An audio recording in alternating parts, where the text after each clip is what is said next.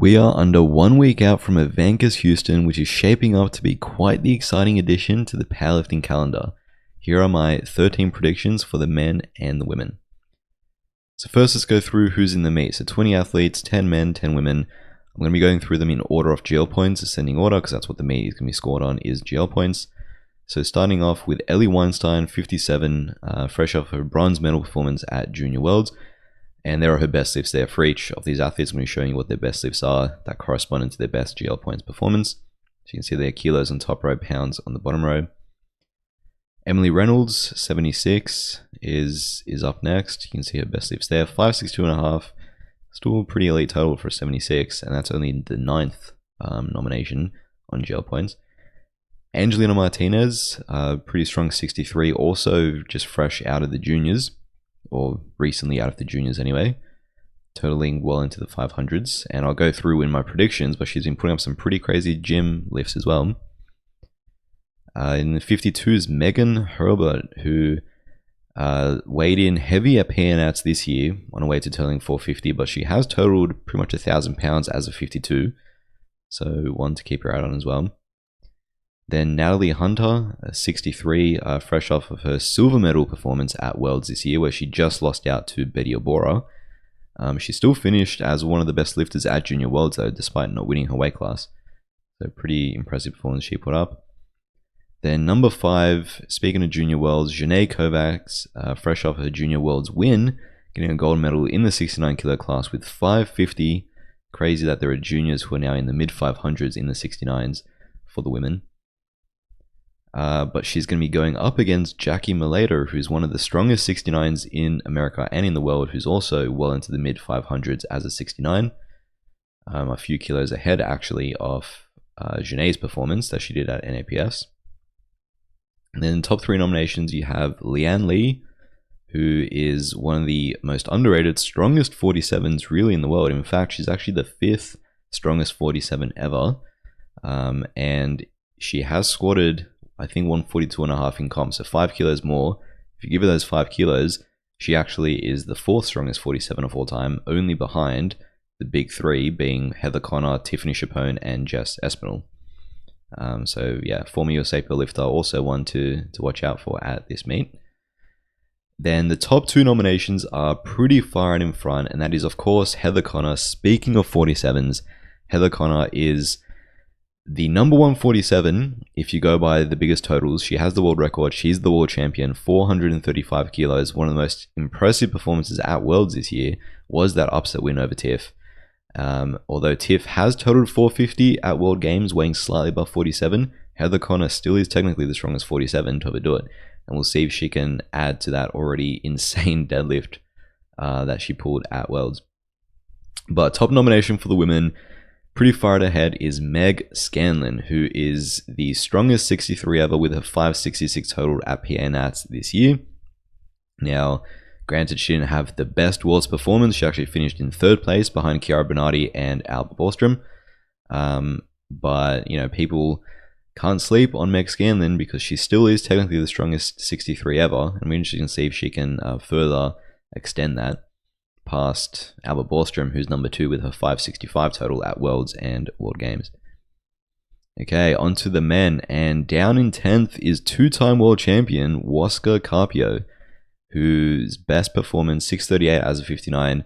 GL points aren't very kind to the 59s, but Waska, I'm pretty sure, is doing this meet as a 66, or that's what a bunch of you guys told me in the comments of my last video, so I'm going to be believing you, because he's been putting up some pretty crazy gym performances. Later on, when I get into my predictions, I'll be showing you what I mean, but yeah, Waska, I'm actually curious to see what he's going to put up, because, you know, if he does put up what he does at the gym and he weighs close to 59, Fedosienko's world record could potentially be in danger. Of course, not at this meet because it's not an international, but moving forward in the future. Number 9, Sean Mills, also known as Wheeze on Instagram, slightly higher GL points than Waska.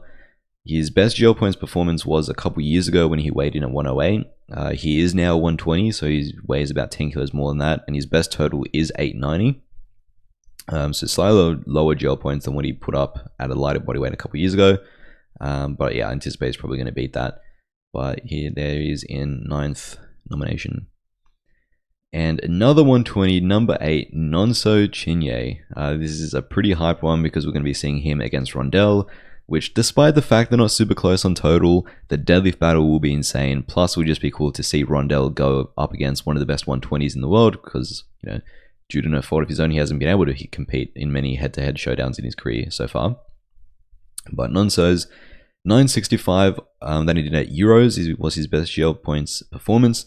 Of course, he won silver at Open Worlds this year, just missing that final pull for the win, which was also incidentally 400 kilos. But his training has been looking crazy. I don't want to get too far ahead of myself and spoil my predictions later, but I think he's got a huge deadlift in him. Number 7 is Jamar Royster. So similar to Sean Mills, his best GL points performance was a few years ago when he put up, at the time, this was the second biggest, I believe, 83 total ever behind only Russ. 832.5 he put up as an 82.5 in the USAPL like 3 or so years ago. Since then, he's moved up to the 93s, come across to Powerlifting America, and he hasn't quite been able to put his best gym lifts on the platform so far as a 93. Of course, he had a disappointing PA Nats where he injured his back on his second squat, missed his second and his third, and of course squat is his biggest weapon, so that kind of ruined the meet for him from the very beginning. But yeah, his best total is 865 as a 93 that he did at SBD Rally last year. So it'll be interesting to see how far into the high 800s and how close to that 900 he can get. Number 6, speaking of 93s, Demetrius Smith, who finished in 5th place at PNATs, but he narrowly missed a pull that would have placed him, I believe, in 2nd, or at least podium. 880 is his best total as a 93 with those lifts that you see there, all of which happened at PNATs. And again, I'm not going to spoil my predictions yet, but he's been pulling some huge numbers in the gym. So we're interested to see, similar to Jamar, well, first of all, the battle of the 93s between them, but also if any one of them can get into the 900 kilo club. On to the top 5, Angelo Fortino, who is one of the most underrated and the strongest 83s out there. 840 is the recent performance that he put up at a Rising Tide meet, Powerlifting America meet called Rising Tide, which he won, where he totaled 840 kilos, which, you know, just a couple of years ago would have put him right there, but now it still is, you know, quite a ways behind the top couple 83s in the world because of how the weight class is leveled up. But regardless, Angelo Fortino, he's got that big deadlift in him and the huge squat. Can he squat 700 and pull 800 like he's been trying to do in his last few meets? We'll see. I do make a prediction on that, so see what happened. At a number 4, another super strong 83. Arguably one of the strongest 83s when it comes to top end strength. 861 remains his best GL points performance. He did that at Western Euros last year. Since then, he's competed at Sheffield, he's competed at Worlds, and he hasn't quite been able to put up, and Euros where he took it easy and won with like an 840s total. But he hasn't quite been able to beat that performance and put it all out there. He didn't have the best Sheffield, missed a few lifts, and at Worlds, again, he had a great performance up until his deadlifts where he missed his second on technicality and then went up and pulled for the win on his third and came within a few inches of beating Joe Borenstein and claiming a world title, which would have been huge, and that would have been for an 890 total. But unfortunately, it was not there on the day. But the battle between Ade and Joe B at this meet is going to be crazy. And here's the thing, Ade gets very slept on because a lot of people are talking about Avancus Houston as the three-way battle between Perk, Joe B, and Rondell. And in a way it is. Those three are the favorites. But Ade and Joe B are also pretty close and they have quite the battle going on between themselves. We saw the start of their rivalry at Worlds and I think it's going to continue here.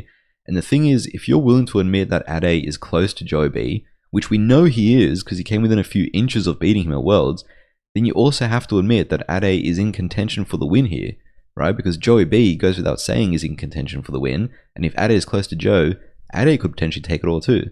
So yeah, don't sleep on Ade when it comes to this meet. But onto the top 3 that I was talking about, and number 3 is Rondell Hunt, who, yeah, we all know his 1045 performance that happened a couple years ago now at 2023 USAPL Nats. 1045 was crazy. Since then, he's only competed one time, and that was at PNATs, where he put up 1010.5, I think he was, which, yeah, quite a bit down, but only because, you know, he wasn't super primed going into that meet. He had pretty late notice going into it, only about 4 weeks or so. And he narrowly missed his final deadlift, which would have actually matched or I think beaten that total by a little bit. So I think this meet we can expect a much better condition Rondell than we saw at PNATs. And he's going to be going head to head with Nonso, so he can't afford to slip up, right? Because hell, Nonso could total 1,000, you never know. And Rondell has to be in at least pretty good condition to ensure he gets that win, which he's the heavy favorite for. It'd be a huge upset if you lose to Nonso. But then he also has a clash against Bob coming up at SBD Austin, which is about 5 weeks after this meet. So how hard is he going to go? We don't really know. And what's going to happen with the final deadlift between him and Nonso? Very interesting stuff. Also, based on what happens with Perk, Joey B, and Ade, he could also be pulling for the win. But number 2 is Joey B. 900 kilos at 83. Has been talked about already to death, so I'm not going to rave on about it anymore, even though it deserves to be raved on about. 900 is ridiculous, and that puts him... It was actually the highest geo points of the year, and second highest of all time, only behind Perk. We'll talk about it in a second. But yeah, can he hold off Ade, and can he get the win here? He's said on Instagram a few times that he's only going there for one thing, that is to win, and he's going to load up whatever it takes on that final pool to win. So based on what happens with Perk, Rondell, and Ade, could we be seeing a total that is beyond 900 as an 83? If he wants to win, he probably has to go over 900. And number 1 is Austin Perkins, the pound for pound king. 851, of course, a legendary performance that he hasn't been able to beat in the 2 years since. Is the highest geo points ever done in raw tested competition by a male lifter, just ahead of Joey B's 900. And I say he hasn't been able to beat that, but it's pretty much been because he's held himself back at almost every single meet he's done since. He's done that PA Nats meet where he chipped Taylor's record on 7 attempts, then Worlds where he pushed a little bit just to get ahead of Shell, but not all out. And then, of course, at Worlds this year, on 5 attempts, he came within half a kilo of his world record that he set at Sheffield. And speaking of Sheffield, that was the one meet where he was trying to go all out, but unfortunately, he wasn't in the best of shape at the time. I think he had a minor little back tweak. He mentioned he felt about 60% going into that meet. So, yeah, a bit of frustrating that we haven't seen Perk go all out and we haven't seen his best. And honestly, I thought going into this that Perk was going to send it and go all out. In my mind, there was no reason for him not to. However, I listened to his recent podcast, and apparently he's not going to go all out just yet. He's saving himself for Sheffield. He doesn't think the 3 months between now and Sheffield is enough to fully recover if he does go all out, which, yeah, I don't know about that, but hey, fair enough. So the question is, how hard is he going to go, and will it be enough to get the win? Well, speaking of which, into my predictions. First, I'll group it quickly into the women's weight class battles. Of course, we all like weight class battles, especially me. You'll know that if you watch this channel. So despite it being gel points across the weight classes, it is still cool to point out the weight class battles we have. Mainly in the 63s, Meg Scanlon's quite a ways ahead, but Natalie Hunter and Angelina Martinez are neck and neck. 69s, Jackie Mileto, Janae Kovacs will be very close. And 47s, Leanne Lee is up there, but Heather Connor, you think, has quite the spread over her. And in the men's weight classes, I put Wasker as a 66 because I'm pretty sure he's a 66, but I don't know if he will come in as a 59 still. Then you got the 383s, Joe B, Ade, and Ange Fortino. Can't sleep on Ange Fortino, especially if Ade slips up. Angelo Fortino could definitely jump up there. And Demetrius Smith v Jamar in the 93s. And the three-way battle between Rondell, Nonso, and Sean Mills in the 120s. Pretty big gap between all three of them, right? Rondell has a huge spread over Nonso, who has a huge spread over Sean Mills, but the deadlift between Rondell and Nonso is what's going to be very interesting. Okay, so on to my predictions. My first one, Angelina Martinez wins the battle against Natalie Hunter. So I mentioned when I was previewing the lifters that Angelina Martinez has been putting up some crazy gym lifts, and we've seen from her a 180 squat, 115 bench, and 230 kilo deadlift for a 525 total. Right, so those lifts we've seen from her in the gym, and I can anticipate that she could match that or come close to it, maybe even exceed it on the platform. And that would give her 115.46 gel points performance. That 230 deadlift as well moved pretty damn quickly too, so I wouldn't be surprised if she has more than that. Natalie Hunter, of course, totaled 518 at Worlds on a 949 day. She has put up a 537.5 gym total. I think that was before Worlds, or even before that. So she also has potential to put up bigger numbers than this. But we haven't seen much of her training recently. Plus, she competed recently at Junior Worlds and pretty much had to go all out there to try and win, which she didn't end up doing because of Betty Obora's huge deadlift. But yeah, I think Angela Martinez, for me, is going to be the slight favorite here. I'm picking her to win against Natalie Hunter, although it won't be enough to place podium, I don't think, across the women. And I almost said win the battle of the 63s. Of course, Meg Scanlon is going to be too far out in front for either one of these ladies to catch. But Angela Martinez beats out Natalie Hunter for, I guess you could say, second place in the 63s. Number 2, Jackie Malater wins the battle of the 69s to make the podium. So I mentioned that Jackie v. Janae is going to be very close in the 69s. I'm backing Jackie here. So similar sort of to what I said about Natalie Hunter, Janae recently is coming out of her Junior Worlds performance where she won with 550. Jackie Malater, we saw 553 at NAPFs, which was a longer time ago, so she's had more time to rest. Plus, if you take lifts that she's done in the gym leading into this performance, 215 squat, I believe that was before NAPFs, a 130 bench recently, and 220 deadlift. She has done it in meet as well.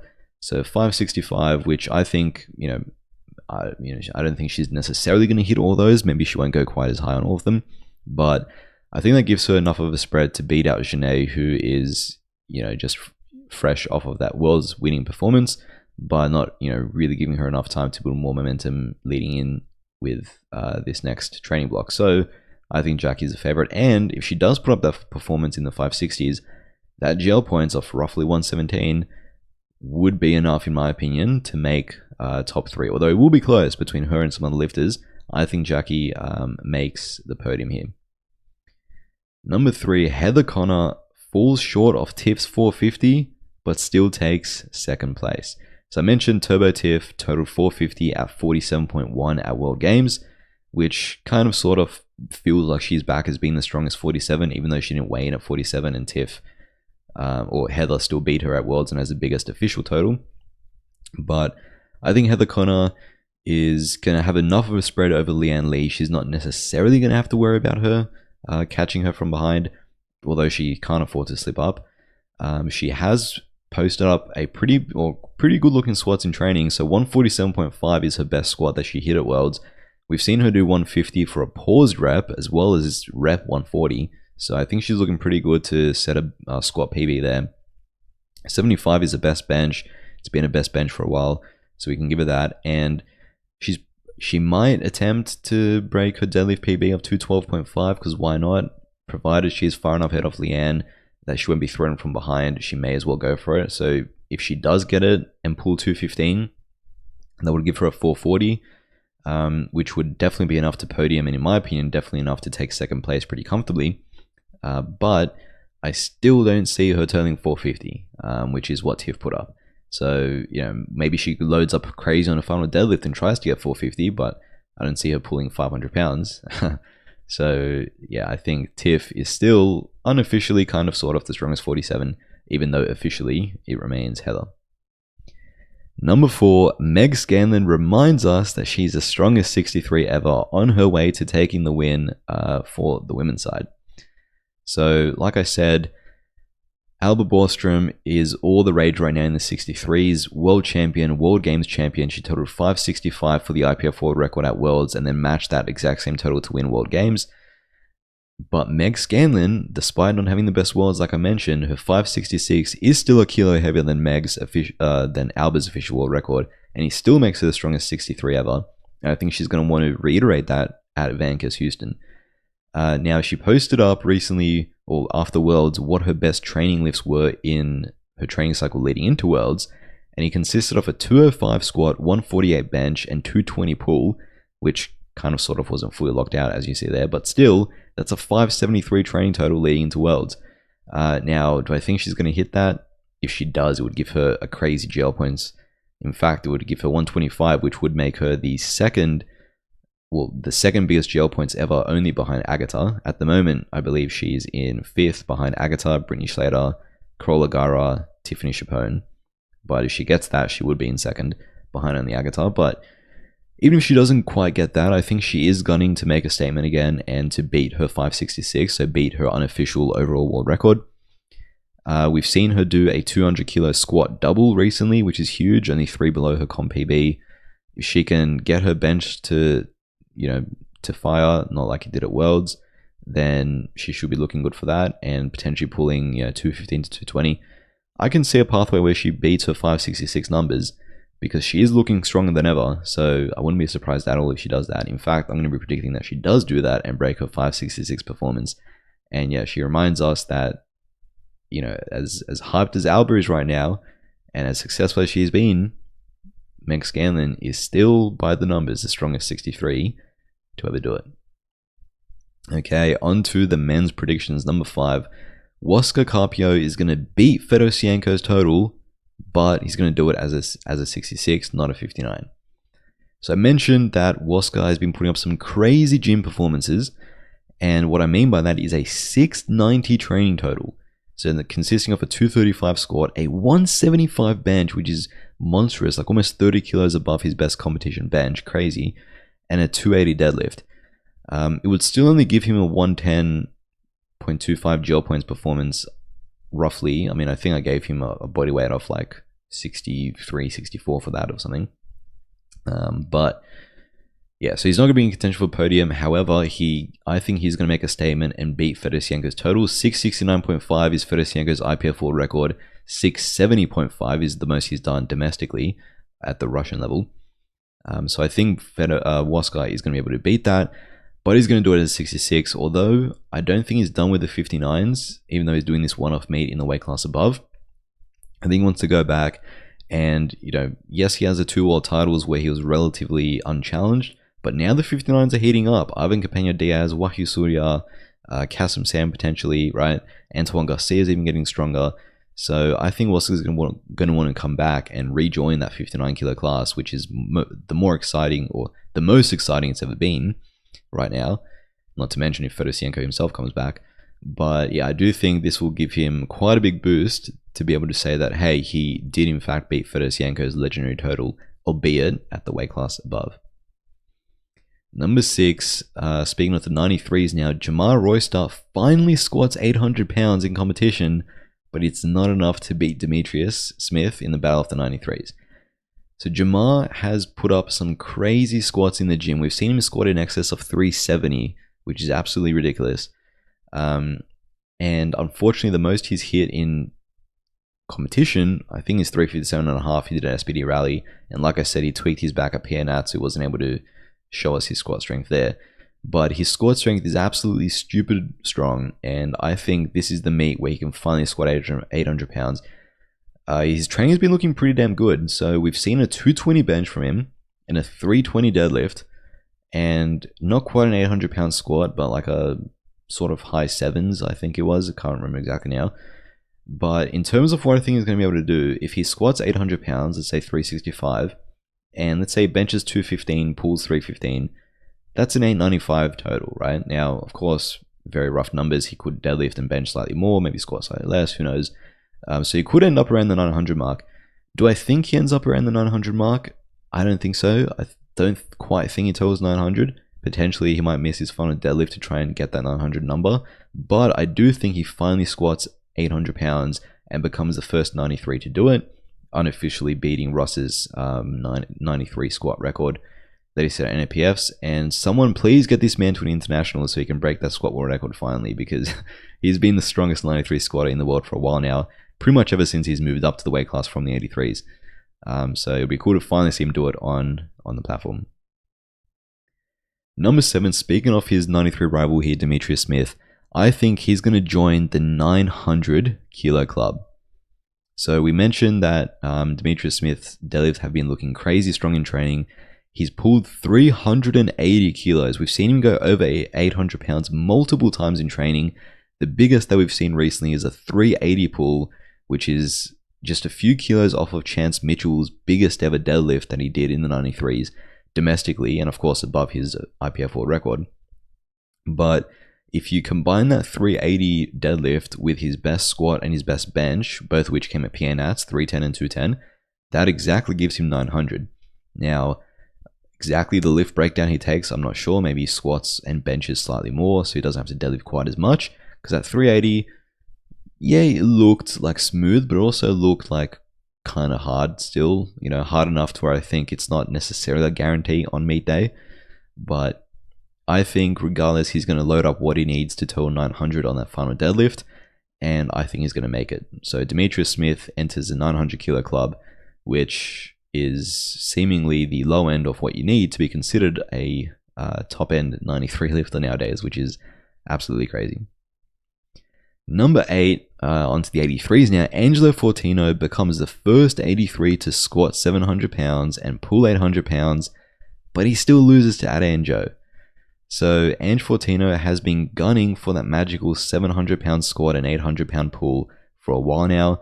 He would be the first 83 to ever do it. The closest is actually Durans, who squatted 700 pounds at World Games and deadlifted 360 kilos, which is just under 800 pounds. But apart from that, no one is super close. All the 800 pound pullers aren't squatting 700 pounds, not quite yet anyway. Angelo Fortino could be the guy. In fact, at the Rising Tide meet that he did, where he squatted 320, bench 175, which by the way is a PB for him. His bench is by far his weakest lift, as you can tell. He attempted 365 on his final pull, and that is how close he got it. You can see that picture there. That he almost locked out, got it to above his knees, couldn't quite finish it. Had he got that, he would have, done that milestone at that meet. Unfortunately, it wasn't to be. I think he gets it done, and if he does get it done with that same lift breakdown, that would give him 860 kilos. Ange Fortino has done this in the gym. We have seen him pull over 800 pounds in the gym and squat over 7. It's just a matter of can he put it on the platform. Similar to what Jamal's been trying to do with his 800 pound squat, Angelo Fortino's been trying to do that in terms of the squat 700 and pull 800 combo. I think this is the meet where he finally gets it, although I don't think it's going to be enough to beat out Ade and Joe, nor podium. Number 9, this is the big one. Austin Perkins, what's he going to do? In my opinion, he's going to hit 862.5 roughly, but it won't be his top end. He's still going to hold back. And when I say roughly 862.5, I think that's the absolute max we're going to see out of Perk at this meet, purely because he said he's still holding back and he's not going to go all in. That is the most I think he can hit without going all in. Why do I think that? Well, number 1, 862.5 is 1900 pounds, so it's kind of sort of a milestone for people that care about pounds. But also lifts breakdown wise, I think it's what makes the most sense. 325 would be 2 kilos above his biggest squat that he did at Sheffield of 323. He mentioned at Worlds that he almost took 323.5 because it's still much less than what he's planning to take at Sheffield next year. So I wouldn't be surprised if we see him chip or add a few kilos to his squat record, which still wouldn't be going all out because he believes he's good for a lot more. And then bench, his bench has been looking crazy strong. I think he finally breaks his 200 kilo bench curse. He's benched 200 kilos at every meet for quite a while now. Granted, at some of those meets he hasn't been going all out, but at Sheffield he attempted 205 in his third and he missed it. In training, he's hit 202.5, which you can see there pretty comfortably. He said he moved like a second. I think this is the meet where he goes for 205 to sort of avenge that Sheffield miss / finally break past that 200 kilo barrier in competition. 205 was also the number he wanted to take on his bench at Worlds, so I think it makes sense for him to take 205 here, and it still wouldn't be something that he has to go all out to get, I don't think, with how good his training is going. And deadlift wise, 332.5. I mean, he took 325 at Worlds super easily. 332.5, I believe, is the number he missed at Sheffield on his third pull, and he has actually pulled more than this. He's pulled 337.5 in competition. So again, this I think will be well within his wheelhouse based on what he did at Worlds and how strong his training has been looking.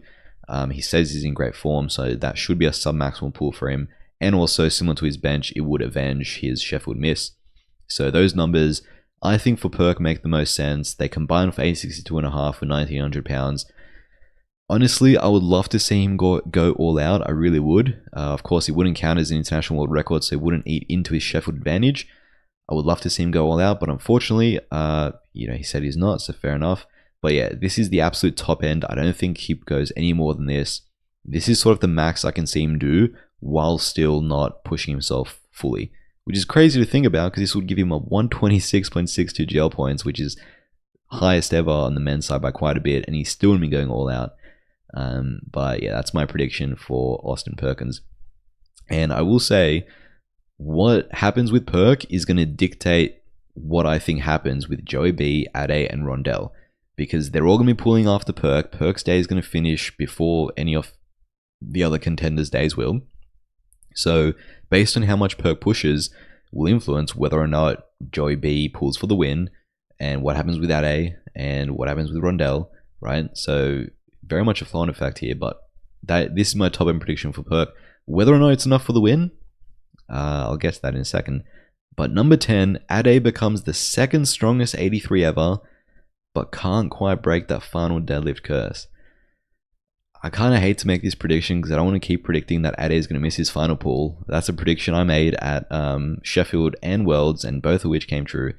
Starting to become a trend now, but yeah, I just don't think he quite gets it, man. Ade, we haven't seen much of his training since Worlds, but his squat and bench looked quite strong at Worlds. It was just his deadlift that sort of let him down. We did see him bench 200 kilos for a double, which is above his comp max, I believe. So let's say he gets 202.5. He squatted 310 at Worlds, let's say 312.5 for a small jump there.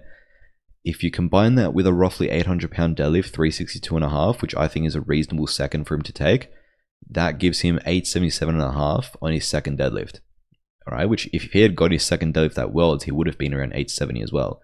So I don't think that's much of a stretch with his subtotal improving. And that's why I say he becomes the second strongest 83 ever, because currently that title is held by Taylor Atwood, who totaled 876 at PNATs when he lost to Joe B's 900. So Ade, I think, becomes the second strongest ever with his 877.5. His final deadlift, though, I think he loads up potentially what he needs to beat out Joy B, and it's probably not going to be enough. Or, sorry, it would be enough if he pulls it. I just don't think he quite gets it. So here's my prediction for Ade there. And prediction number 11, Joey B pulls to beat Perk, just like he said he would. I expect nothing less. Joey B is going to load the number he needs on his final deadlift to beat Perk's jail points. And I think he gets it. I think he gets it. 915 is roughly what it would require. I think he gets it done. Here's the thing. Initially, these predictions looked very different before I listened to Perk's recent podcast. Initially, I thought Perk was going to drop the hammer and go all out. And I thought that if he does go all out, no one, including Joe B, could catch him, right? He's going to put it out of reach. He said he's not going to go all out. So the most I can see him do is 862.5. And in order for Joe B to beat that jail points wise, he would need roughly 915. Now, the absolute most I can see Joe B doing is approximately 915. And given that I don't think Perk hits any more than 862.5, he probably goes somewhere between that and 851. I think it's reasonable to predict that Joe B is going to get the win here. And I think that's what I'm predicting, right? So his training has been looking very good. We saw him double 300 on the squat, which is only 5 below his best squat. We saw him bench 220 again in the gym, and we saw him rep, or did he rep or attempt to rep 800 pounds and not quite get it? But regardless, he pulled a smooth 800 pounds. This is the breakdown it would require. He would need a 310 squat, which I think is reasonable given that he doubled 300, so he's 5 kilos stronger, 5 kilo comp PB. 220 bench, which is 2 kilos more than he did it at PNATs. I think it's reasonable given he's hit it in training several times now. And a 385 deadlift, which is 8 kilos more than we did at PNATs, and also 5 kilos more than the most he's ever hit in the gym. And that would give him 915. I think he's going to load it regardless, and I think even if Perk did go all out, I still think Joe B would load what he needs to get the win. I think he would go full Enahoro and just load 400 kilos or something. I don't think it's going to require that because Perk's not going to push as hard. So 385 is within his wheelhouse. I think it's like the absolute top end he can hit. And if he has a perfect day, 915 is the most I can see him do. And I think that's what it's going to take, and I think he gets it. Here's the thing, man. You can't doubt Joey B. Everything he said he's going to do, he did. He said 860 wasn't enough on his 83 kilo debut, and he hit 865 at SBD Rally for the biggest 83 total ever off the time. Then he said he was going for 900. At the time, the biggest 83 total was 870.5 by Russ. He said he was going for 900. What did he do? He gets 900, right? He said he was going to win Worlds and beat Ade. What did he do? He beat Ade to win Worlds. So, I think this time he said he's going to go for the win and load whatever he needs on the bar, and he gets the win. Now, of course, slight caveat being that Perk's not going to go all out. Joey B absolutely does have to go all out to beat him. I just think it does, man. I think he gets it. And that's the flow-on effect I was talking about, that if If Perk were to go all out, I think Joe B would overreach and miss his last pull, which would open the door for then Ade to potentially beat him by taking a lower third, right? Or just getting his third and banking on Joe B missing his Hail Mary pull. So my predictions initially were Ade was going to pull off the upset over Joe B because Perk was going to put it out of reach of Joe B's final pull. Of course, that all changes based on what Perk's performance will be. And I'm now changed it based on his podcast to say that I don't think he's going to go all out, which means Joe B is going to come away with the victory. All right. I haven't talked about Nonso and Rondell yet, so there's my final two predictions. Number 12, Nonso is going to pull the biggest tested deadlift ever. Nonso is not really super close to Rondell, I don't think, but I think he's coming here to try and outpull him / put up the biggest deadlift ever. So, I mean, we've seen him do a 985 gym total, right? 352.5, I think, is what he did in the gym, right? Or was it 355? Might have been even 350. But anyway, 355 is what he's done in competition, I believe. 220 is what he did at the gym in that recent train total. And we've seen him pull 415 kilos, which is what you can see him standing up with there. Now, I think he's going to take, let's say he takes his best squat and that best bench in training, right? Plus or minus, maybe. I think he's going to load 412.5. Why 412.5? The biggest tested deadlift ever done is Timur Semkaradze's 411 kilos, right? I think Nonso is going to go above that with 412.5, and I think he's going to get it. I think he's going to get it. His deadlift has been looking super strong since Worlds. I think Worlds was an anomaly. We're never going to see him miss 400 kilos ever again. 415 looked super smooth in training. He's doubled 405. I think 412.5. He gets that done, and he asked the question of Rondell to say, hey, beat that. Can you beat that? But yeah, going out of this meet, I think Nonso is going to have the biggest tested deadlift ever. Until Rondell beats it on his final pull. So my final prediction, Rondell is going to beat Nonso's deadlift on his final pull. And he's going to end up with the third biggest GL points performance ever, totaling roughly 1065. Unfortunately for him though, the only two people in the history of powerlifting who would have a higher GL point score than him are going to be the two people he's competing against on that day in Perk and Joey B. So unfortunately, I think he's going to come third with the third best performance ever if you go by GL points. Kind of funny. But lifts breakdown wise, this is what I'm expecting from Rondell. I mean, he's looked super strong in training. He's like doubled 990. He pulled a super smooth 410, right? Absolutely smooth. Just a few days ago. Let's say he matches his comp PB squat 385, 2.5 bench PB 265, which he's done in the gym before, and a 415 deadlift. Of course, we've seen him do 425, which was that crazy pull that he did before PA Nats, and then that super smooth 410 we saw recently. He missed 412.5 at PA Nats narrowly, but like I said, he wasn't in his best shape for that. I think he gets 415, and that gives him roughly 1065, and that would give him 124 GL points, which would be the third biggest ever. He currently has, I think, the sixth biggest ever behind Perk, Joy B, Taylor's 838.5, Juwan Garrison, and Jesse Norris's crazy 90 kilo totals. But if he does around 1065, that would put him at third, only behind Perk and Joy B, who happened to be there on that day. Hence why I think he's going to come third. But I think he does that because, similar to Perk, I don't think Rondell is going to go quite all out here. I know he's saying he will, and that's good marketing for Avancus, but I don't think he will. I just think he's being less open about it than Perk is. I think he's going to hold back at least slightly because he's obviously got that crazy showdown with Bob coming up, which is, November 22, so 5-ish weeks after Avancus Houston. So I don't think he goes all out. I think he saves it for Bob because he's going to want to try and not just beat Bob, but beat him by as much as possible, right? Because that's been the most hard powerlifting showdown for quite a while now, in what's felt like ages now. So similar to Perk's 862.5, 1065 with these lifts is roughly the most I can see Rondell doing without fatiguing himself beyond the point of being able to recover and get stronger in 5 weeks time. So potentially it takes a bit more, bit less on some of these lifts, but I think for him the moral victory will be outpulling Nonso. It's almost a bit of a not lose for him, but it's a given that he's going to beat Nonso. Everyone expects him to. It would be a huge shock if he doesn't.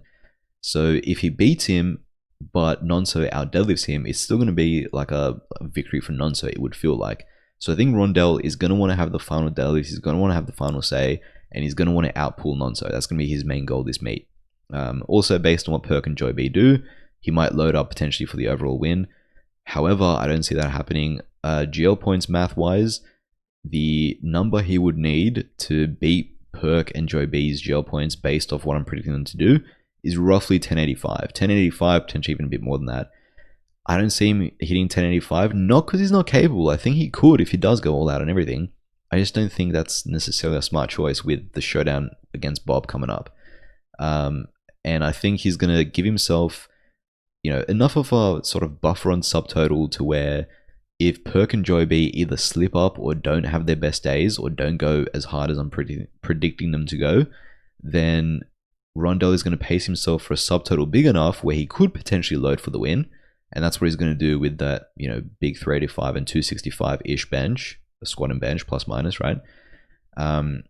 But his final deadlift, he's going to have to make a choice between, does he either outpull Nonso, who I think is going to pull 412.5, meaning Rondell would have to load 415, or does he load however much more he needs to go for the overall win?